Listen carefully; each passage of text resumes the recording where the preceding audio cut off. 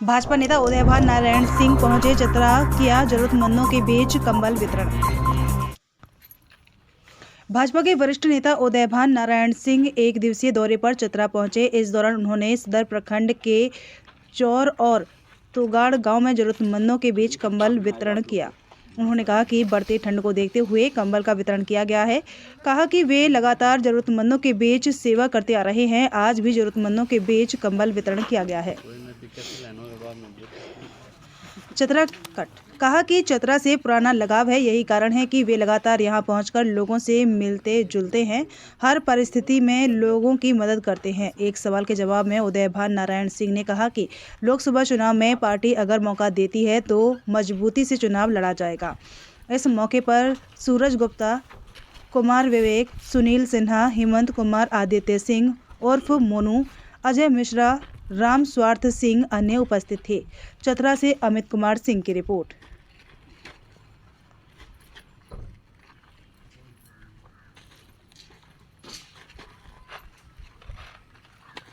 अच्छा से इस्तेमाल कीजिएगा।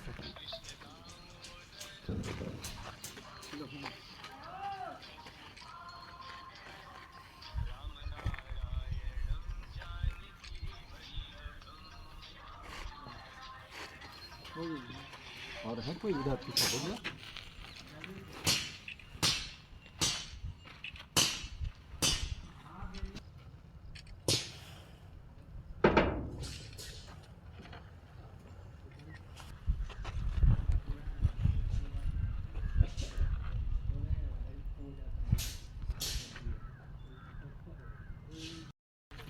हाँ, बुलाइए ना।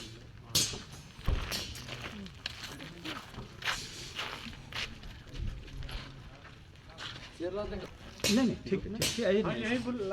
हाँ ठीक है बाबू। पहले तो आप सबों को इस नव वर्ष के लिए हमारी ओर से बहुत बहुत शुभकामनाएं। और आज यहाँ इस चौर गांव में आज कम्बल वितरण कार्यक्रम के तहत आज आए हुए हैं आप लोगों के बीच।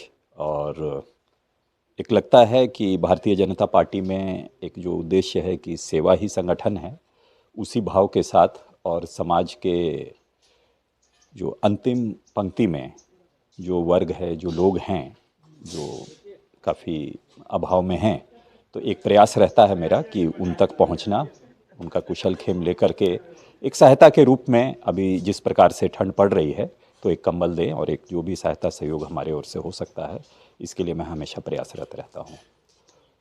लोकसभा चुनाव नजदीक है, जी। यहाँ के स्थानीय मुद्दा भी इस बार है। जी, क्या लगता है इस बार लोकसभा चुनाव में स्थानीय उम्मीदवार को मौका मिलेगा? जैसा कि आप जान रहे हैं कि लगभग पूरे क्षेत्र से इस बार लोकसभा में स्थानीय उम्मीदवार को लेकर के मांग चल रही है और काफ़ी ज़ोरों शोरों में ये बात हर जगह से उठ रही है। तो निश्चित रूप से एक लगता है कि पार्टी इस पर विचार करेगी और जनता के मांग के अनुरूप ही उम्मीदवार का चयन होगा। देखिए, जो यहाँ पर हैं अपना उम्मीदवारी तो निश्चित रूप से चुनाव है तो एक लंबी उम्मीदवारों की एक सूची रहेगी उम्मीदवारों की। और अगर लोकल मुद्दा इस क्षेत्र का है तो सभी का प्रयास रहता है कि लोकल अपने आप को वो स्थानीय ही बताएं। और इसमें तो अब पार्टी खुद इस चीज़ पर निर्णय करेगी। जो लोग अगर मूलतः यहाँ के हैं तो एक लगता है कि उनका हक दावा ज़्यादा बनता है, जो मूलतः इस क्षेत्र से में रह रहे हों या इस क्षेत्र से लगाव जुड़ाव रहा हो।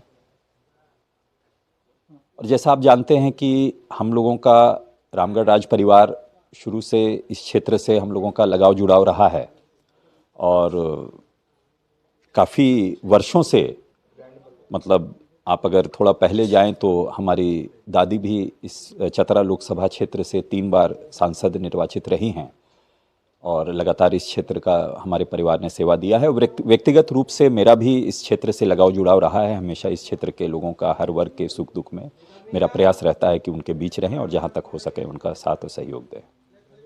क्षेत्र से लगाव जुड़ाव तो जैसे मैंने बताया काफ़ी पहले से हमारा है बना हुआ और क्षेत्र में सक्रियता भी है। और अगर पार्टी हमारी उम्मीदवारी पे विचार करती है, उम्मीदवार बनाती है, तो निश्चित रूप से इस क्षेत्र से चुनाव लड़ करके इस क्षेत्र का बेहतर सेवा करने का एक अवसर मिलेगा। भाजपा में हम लोग सब एक कार्यकर्ता के रूप में काम कर रहे हैं। जो भी संगठन जो कार्य देता है उसको हम लोग एक पूरी निष्ठा के साथ उस चीज़ को कर रहे हैं।